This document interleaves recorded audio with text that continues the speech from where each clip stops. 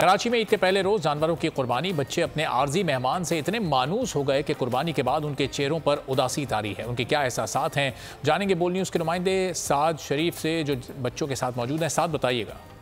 जी बिल्कुल, आज बकरा ईद का पहला दिन है। शहर के मुख्तलिफ मकामात पर जो है कुर्बानियों का सिलसिला जारी है।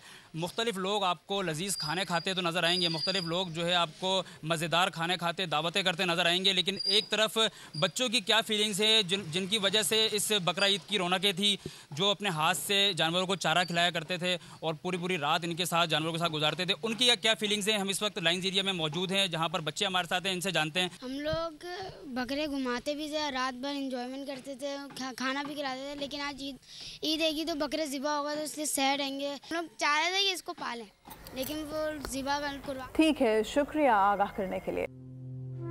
तू की जाने यार अमीरा, रोटी बंदा खा जाती है। यूनान में कश्ती उलटने का अलमनाक हादसा।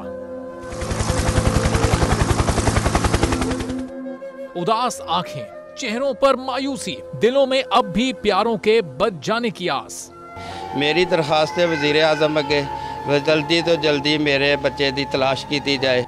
गम की इस घड़ी में बोल रहा अपनों के साथ, सहाफती फराइज को निभाते हुए पहुंचाई हर खबर अवाम तक। और यूनान में महाजरीन के जहाज को हादसे के बाद अब रेस्क्यू ऑपरेशन खत्म हो चुका है।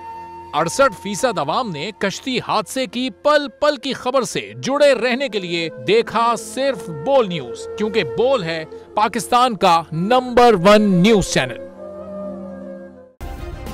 सब्सक्राइब करें और बेल दबाएं ताकि कोई खबर रह न जाए।